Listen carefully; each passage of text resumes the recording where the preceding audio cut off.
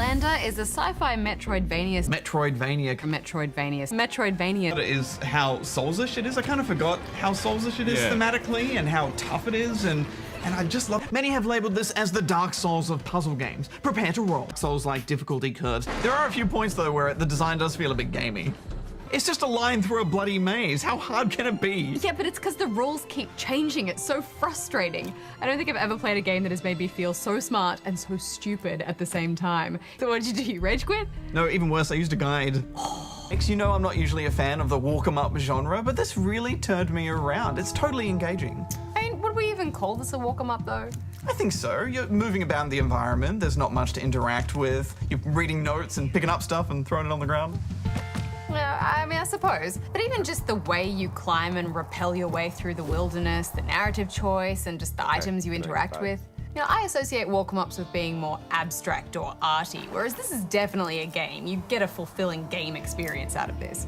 You're still walking it up though. A lot of time these holidays into Darkest Dungeon, which is a roguelike dungeon crawler that is brutally hard. Are you a fan of roguelikes in general? Yeah, they're fun ones to keep coming back to, and in particular this one, which has a beautiful art style, and you create a party of 4 heroes, and you then take them through randomly generated dungeons that are brutally hard. I think it would have been a perfect opportunity to have a gender choice at the start of this Far Cry. Yeah, you know, I was wondering about that too, and at first I thought maybe, you know, it's because it's a primitive culture and they're thinking that women play a more submissive role. But then you encounter these really awesome female independent characters in the game, so clearly that's, you know, not the law of the land here. Yeah, and it's a fantastical world anyway. There's no reason why they couldn't have done that. There's nothing in the story that I found was really related specifically to a man, or it didn't have to be that way. Missed opportunity for sure. Yeah. Tribal enemies are really terrifying, and this game is quite violent.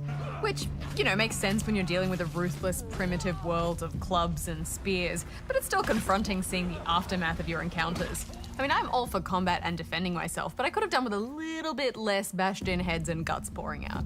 What about Dying Light earlier in the show? That was full of gore, more than this even. But that's different. It's zombies. It's a horror genre. It's decaying corpses and stuff. You kind of expect it and appreciate it in a way there, but this is other humans. I didn't feel like this was over the top, and once you kind of notice it the first time, you kind of become desensitized to it and don't pay attention. I think it really suits the time, that kind of violence and the brutality of it. Fair enough. I've been playing a mobile game, which is something I haven't played in a very long time. Clash Royale. So it's from the Clash of Clans universe. Right. And it's basically like Hearthstone meets a tower defense game meets League of Legends or Dota or something. And Sounds like the most addictive game in the world. it is, yeah. It's not even really a game. sounds It's a like- series of chemicals that activate in your brain to make sure that you Super keep. villains sitting around a table like, how can we make the most addictive game in the world? That's so true. It's actually an insanely hardcore game on a mobile platform, and it's the perfect kind of hardcore game because it's got a shifting meta. Every card has a counter. There's a heap of strategy to it. The games are only 3 minutes long, so it's really easy to pick up and play. You can play like 1 or 10 depending on how much time you have. Is it one of those games where it's kind of like easy to get into but hard to master? Absolutely, yeah. I've been thoroughly enjoying it. I've got half the office hooked on it. You guys I'm working on next. GX, or GamerX, started off in the States about 3 years ago. Both geek culture can be a little xenophobic. What to you is the core identity of GDC? It's an event for developers by developers. So our only focus, our laser focus, is making sure that we address needs of developers. You have been really aggressive about making GDC more diverse. What have you been doing to try to broaden the audience? We have outreach for people more diverse people to submit talks to GDC. We also give away about 500 passes under a scholarship program. So we give underrepresented communities a handful of passes to hand out to their audience and their members to attend GDC and soak it in. Because once you're in the audience, then maybe you'll aspire to be a speaker, maybe you'll aspire to make games. Before we go any further, we should say that this is only a 2-hour game. Pony Island is a hot mess of satire and confusion. I'm giving it 5 out of 5 stars. Dark Souls 3, what a monster of a game. Where to begin? Dark Souls 3 begs you to master it and then punishes you for thinking that you can. I'm giving it 5 stars. Pony Island is a hot mess of satire and confusion. I'm giving it 5 out of 5 stars. Well, other than the 2 spin-off games that already came out this year. And there's also a movie coming out starring Michael Fasassenbender, #Fasassin. But other than 2 games and a movie, the franchise is taking a year off. And while I feel for any gamer who might find themselves wandering into a game store confused about where their annual Assassin's fix might be, in my opinion, I think this is a great move. Every year like clockwork, the roster of sports games, Call of Duties and Assassins land on store shelves and in digital markets. We get the same mechanics and gameplay repackaged with just a few tweaks, and they have the gall, nay, the balls to expect us just to buy it all again year after year? Well, fair enough, because I totally do. Shut up and take my money! Yes, I'm guilty of lapping up each year's new COD or Assassin's release, just like millions of other gamers. I know, we're the problem, because if we're buying it, who can really blame them for selling it? I think many of us suffer from this internal conflict. It's like the Stockholm syndrome of gaming. We know we're being sold essentially the same thing by our gaming overlords, but damn it, we can't help but keep going back for more. So thank you for saving me from myself, Ubisoft. I think I needed you to be the bigger person this time. With this one, the difference for me between the last few expansions is this is the one where I went, okay, I'm just gonna sort of suck it up and buy a bunch of decks because I actually wanted to get most of the new cards. And I think I had all of them except for about 12. And the reason for that was that I know it's crazy. Like, it's a crazy amount of money that I spent. You've put enough time into Hearthstone to warrant dropping a bit of cash on this. Would you say that that's a fair call? It's pretty much the third person in my relationship. Okay, there we go. And of course, your personal quarters for all that flirting and potential incest. I get why those personal quarters are there, to help build the relationships between characters, and then that carries over into the combat, but it is particularly creepy if you're playing the non-Western Japanese version. In the Japanese version, you're also encouraged to poke their faces at the same time with the stylus in a weird petting minigame. This has been removed for the Western release, however, you still can scroll down to look at their chest. Come on, guys. So weird. When it comes to sexuality, the games industry has seen a positive shift to more inclusive and diverse content. But these changes are often surrounded by controversy and outrage online, alienating LGBTQI players. We spoke to a number of LGBTQI people involved in the games industry to discuss why so much controversy surrounds sexuality and what can be done to foster a more welcoming gaming community. With BioWare, we had romances in our games. It sort of became very quickly apparent that we were sort of initially doing straight romances because that was the default. By doing that and only that, we were telling our own audience, this is who our games are for. In an era where we have to get as much of an audience as we can, why wouldn't we expand the people that our game is actually speaking to? Yeah, there are some people that are going to resist. That you don't ask, why is the hero a white straight guy? He just is. But if it was a woman or a gay man, something that's like, well, why is it a woman? Having something other than a straight white guy shoot people in games shouldn't be considered diversity. It should be considered the bare minimum for interesting and complex storytelling. And until we include more characters and more viewpoints in games, we're not going to be the art form and the respectful form of storytelling that we want to be.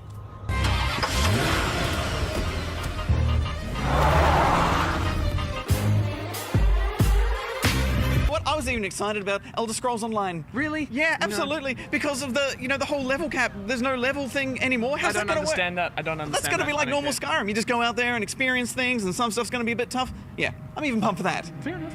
They made me care about Elder Scrolls again. Why? It's a ball and a hoop. Go play some games. But where was the games? No games. There was no games. Bit of a wank factor there. Wow. You console goose. You console, they did it. Those crazy folks, they did it. I want to be like a good game designer and make games one day, so my teacher recommended me to come to this, so I thought it'd be fun. Well, I'm a paid live streamer by Blockade Studio. I'm doing Facebook Live videos throughout the day. This is the E3 of queues. This particular line is an injustice. And be with my people. Hipsters. I also want to talk about diversity a little bit, because last year was such a great E3 for diversity, for female leads in games. This year, I feel like I cannot think of a single female lead game that we haven't already heard of. Maybe there's one there, but I can't think of one. I know, I totally agree. I'm so sick of seeing white males with beards, and I am one. Yeah. I agree with you. I think we could use more there. But Well, Double Fine Studios was founded 16 years ago and headed up by the delightful Tim Schafer. And would you believe, Hex, they started in a clog shop. Yeah, they certainly have come a long way. Games like Psychonauts, Stacking, Broken Age, they all have that identifiable charm. Well, Nick Boy was recently lucky enough to get a peek at how they do things, so let's take a look. You want to see my office? I do, but This It says do not disturb. Is this... Yeah. No, come on. We're fine? This is actually made by Rex from Media Molecule. You know, made Terraway. Right. Yeah. Because, 5 people started them, like Media Molecule, They're... Double Fine games seem to be birthed by just sheer force of will when it comes to you. You've tricked everyone here into working here. You've got... Okay, yeah, I'll keep my voice down. Oh, we have things like our VGA. Yeah. This week, I want to talk about Let's Plays. I know, but you've already talked about Let's Plays, Goose, remember? Well, just shut up for a minute. This is completely different. Recently, one of the developers behind That Dragon Cancer, Ryan Green, spoke out against Let's Plays, saying that as a result of people watching and not playing their game, they apparently haven't seen a single dollar from sales. And in my opinion, that does not seem fair. But as he also points out, for short, linear, story-focused games like his, after watching a Let's Play, people have almost no incentive to go and play the game. It's kind of like having a friend sit down and tell you the entire plot of a film. It's so unreasonable to support the person who slaved over the code and bugs to build the damn thing in the first place? Of course not. By uploading these 30-part, full-run spoiler videos with no links and not even a single shred of subjective critique, they're unintentionally causing damage to the industry. This week, I want to talk about crowdfunding. Specifically, if people should be entitled to refunds when a project falls short of expectations. But here's the thing. Crowdfunding, in my opinion, is a risk. And if you find you've thrown money at a dud project, you just gotta suck it up and move on, buddy. Obviously, it sucks to give money to a project that you were excited for, just to have it amount to no more than a mess of broken promises and unfinished code. It can be even worse to lose out on physical rewards and stretch goal incentives, a big reason many people like myself back Kickstarters in the first place. But I know that's the risk I signed up for.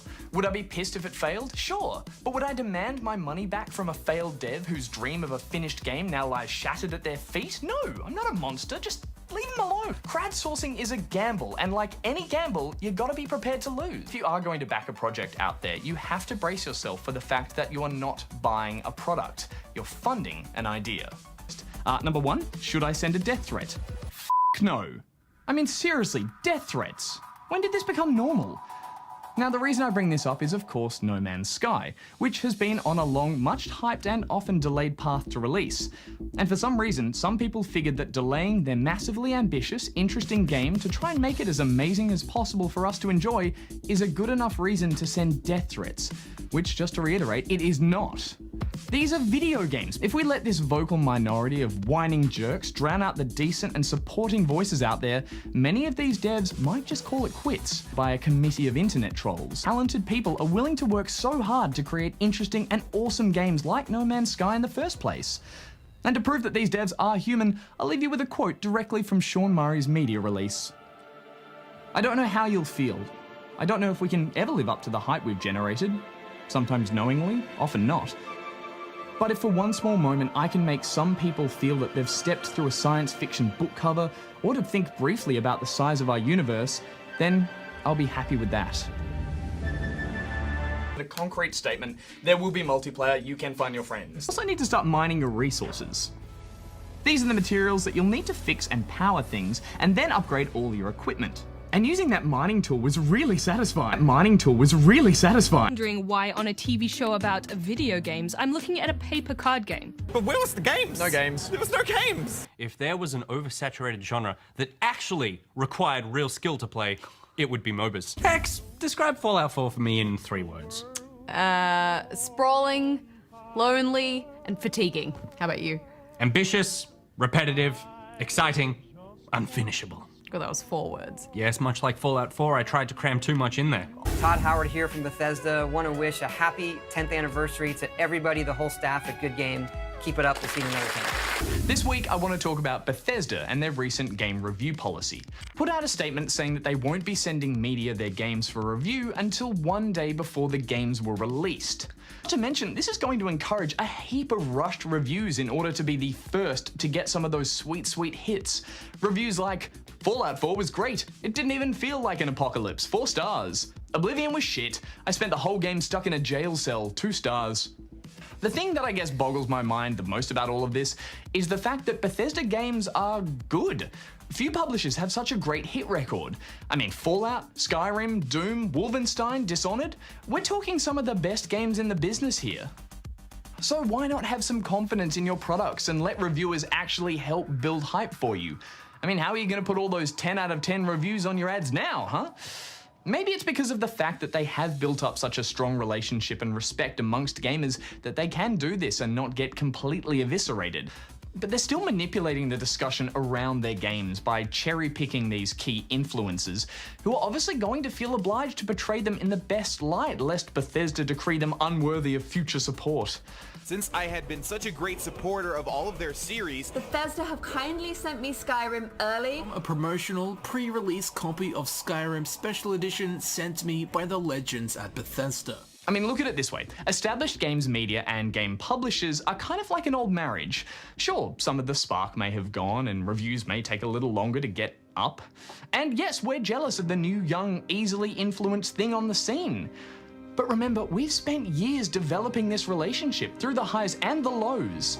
And I think we're both stronger for it. And sure, it's not always going to be easy, but nothing worth having ever is. And now you're willing to throw it all away for a few cheap thrills? What happened to us? How did we get here, Bethesda? Don't you remember the good times? A little special to take us through just what's happened over the last decade.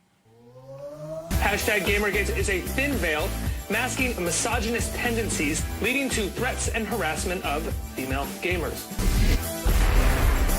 That was the problem with the Wii, right? That it had more peripherals than it did have good games. That it just ended up being this shovelware, like, there was no, it didn't capitalize on the thing that made it really special. That it just became Waggle as a way to play if you wanted, but it was way better using the controller. I think it's because the show was going from strength to strength, but the final weeks of 2009 would prove to be the most tumultuous period in the show's history. Whilst presenter changes are not uncommon in the TV industry, the sudden removal of founding presenter Junglist upset a number of fans and led to a public outcry. And while there are numerous accounts of that time online, it goes without saying that it was an extremely painful time for everyone involved. But such an unfortunate time never managed to overshadow the arrival of Hex. Devoted fan of RPGs, MUDs, and kick-ass 90s hacker movies, now joining Barjo for not only one, but 2 shows. When you combine the director of Metroid Prime, the father of Mega Man, and the lead writer on the original Halo game. Well, Rad, with that sort of talent trifecta, I'd expect you get one of the greatest games of all time. Hey, kiddo. If you get this message... Eventually discover is that Jewel is under instruction from her scientist father, played by acclaimed musician and vegetarian Moby. Is it actually Moby? No, to clarify, all bald people to me look exactly like Moby. But Jewel needs to find out what went wrong with this plan to terraform Far Eden into a place that makes it habitable for Earth's plaguey population. Plaguey Moby. I blame Moby. Don't we all? Yeah, I reckon that shit music is what killed everybody. I'd also sum this game up in a nutshell by saying PlayStation 2 because it feels like a game completely out of time. These are the ones that open the doors to the rest of them. Doors open all the doors. And door number 1, a gazillion doors. So I'm your mate. I like to think of myself as the Rad team. Tonight on the show, we're going to be blasting up our engines, winding down our windows. Throwing a shrimp on the barbie. And going through that red dirt in Forza Horizon 3. Because it's set down under, mate. Caw! Get a roo up ya! Cobber! Oh, Paul Hogan and questionable human rights immigration policies. Cork hats. The Forza Horizon Festival is back for its 3rd outing, and this time it's brought the thunder down under. Let's talk about their take on Oz, because it's a little bit stylized, isn't it? I certainly don't live in that country. A look at the map shows that the Outback is a quick 10-kilometer drive down the road from Surfers, while Byron Bay is just south of the Yarra Valley. A bunch of distinctly Aussie cars here. I'll admit I don't know much about cars, but I know these are Aussie as, mate. Cricky. I'm sorry, that's pronounced crikey. Look, with the exception of The Simpsons Road Rage, this is probably my favorite racing game. I'm giving it 4.5 stars. It's got the depth of a sim racer and the insanity of the best arcade races, so I'm gonna give it 5 stars. I've been wanting to rub my eye since we've started because I've had something in it since the morning. Can I go? I felt that energy. Oh, thank God. I think it's fine. Oh my God. I mean, this is the problem with the patriarchy, right? That I don't care about it at all because I don't have any eye makeup on that I'm worried about rubbing. Gosh, this feels good. I've been doing this all day. This feels terrific. I could do this at any point. Stop. I'm doing both at the same time. Oh, this feels so good. I'm so happy right now. Yeah, and 90s shooters were all about doing lots of strafing and avoiding missiles, so this kind of defensive dashing really feels like a nice evolution of that. Yeah, and once again, the swordplay is just so good. We said this about the last game, it's really hard to get first-person swordplay right, but they've nailed it. There's variety in your melee weapons, including dual swords and chainsaws. I just think they're but I've got to commend it for such excellent movement and controls. Plus, I think the combat is satisfying enough to keep you playing, so I'm going to give it 3 out of 5. Yeah, except for the bugs I encountered, they've improved the last game in all the right ways. I'm giving it 3.5 stars. Here's Goose with a story and a rare partnership forged in an art collective to develop a very unique game. For the past 9 months, I've been making Snowflake Moon, a paperwork mystery, my very first computer game. Can you tell me a bit of your history as an artist and as a mentor as well? Sure, yeah. I've got a background more in filmmaking and digital art, in installations and things like that. But I've also got a background in community arts and facilitating community stories and helping underrepresented communities tell their stories. In the talk was, representing diversity, and something that obviously doesn't get touched on a lot is people with a disability. How important do you think that is looking into the future of game development? Look, I think it's really important. I think that content creators should be more representative of society, broadly. So I think it's really important to be able to have those experiences available to, everyone. Somebody with a disability is going to have a really different life experience and a really different view of the world. Yeah. And it's one that I think we can't fully appreciate without having art made by those people.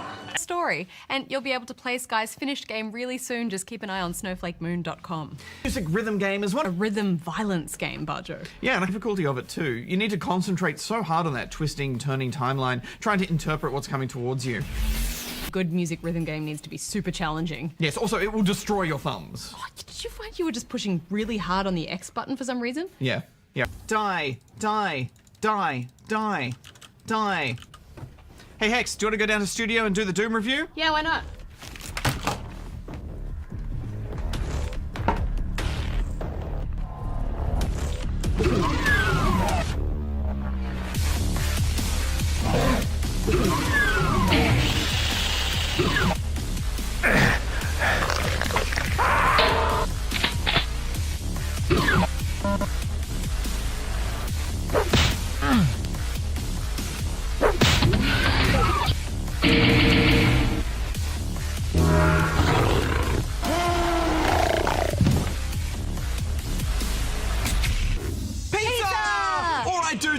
It's time to check out the totally new radical game from those heroes in a half shell, the Teenage Mutant Ninja Turtles, Mutants in Manhattan, featuring Donatello, Raphael, Leonardo, couldn't find Michelangelo.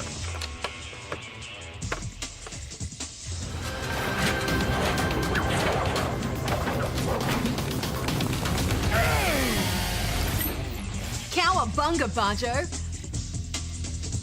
That's right, the pizza-munching mutants have to team up once more to put a stop to those no-good Nicks, Krang and Shredder and their evil plans. Gnarly. This is full of badass gameplay ideas, like having to hold a button. You'll be spamming heaps of attacks and struggling to see what's going on. Featuring radical, reused and repetitive levels. Bitchin'. Ooh-ya, ba-ba-ba-doo-ya, ooh-ya. Ooh, it's an ooh-ya. Hey, Bajo, have you seen the Vita? We need it for the Severed review. The what? The Vita. Small, handheld Sony gaming device with the... Oh, the Vita! Hex, that belongs in a museum, but I will go and get it. Thanks.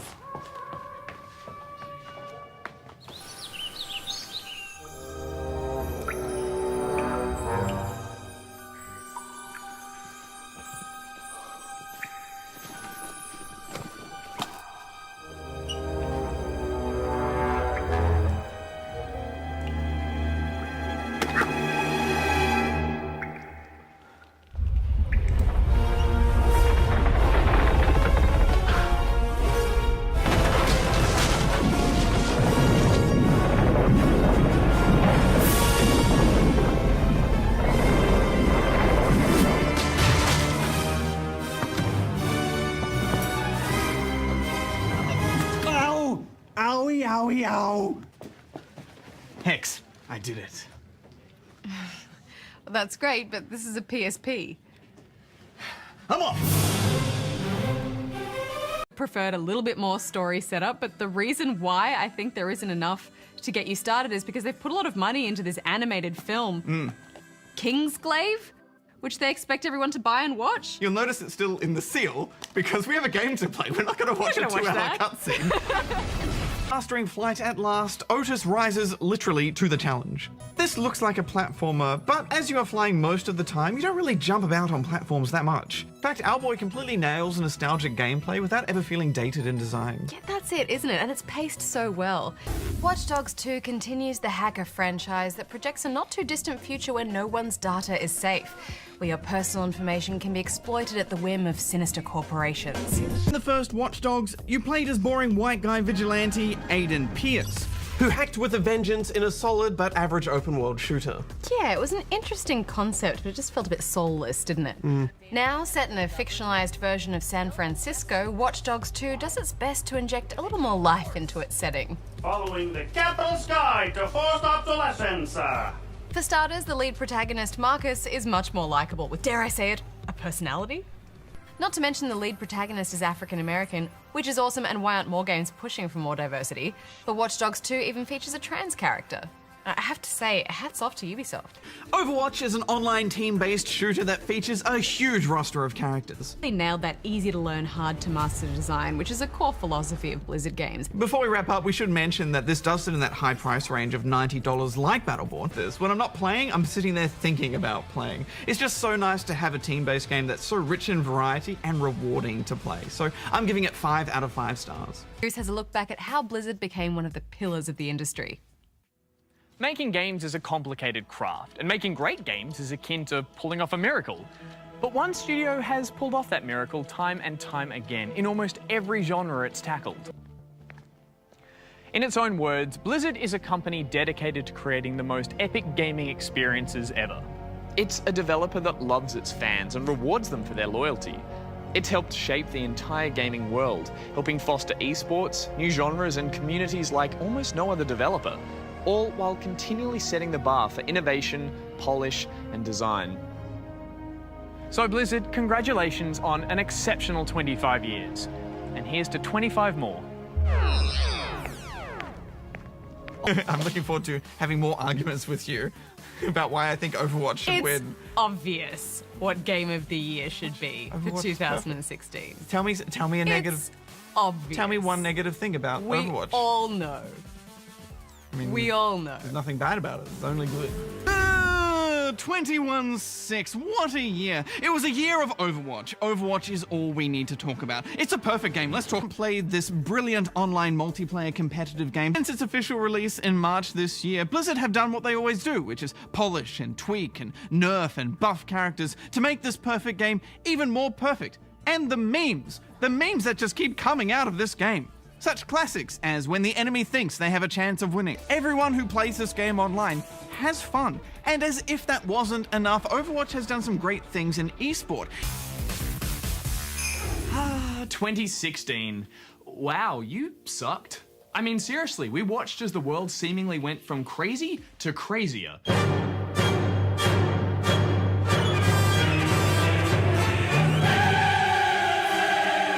I don't think I'll be alone in saying that I can't wait to see the last of you 2016. All that awfulness, at least we had games, right? Bethesda even made me cry because they don't love me anymore.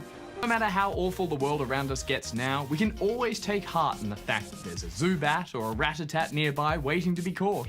Thank you to everyone who has taken the time to share their opinions about my opinions this year. And thanks to those who just sat there and listened to me rant. Which reminds me, another thing that's been pissing me off. He knows we're not recording right now, right? Who knows? Some say if you listen closely enough, you can hear him having opinions from anywhere in the world, like a angry little goose just squawking on the wind. Should we just leave him like this? I don't care, I'm going home. Bye.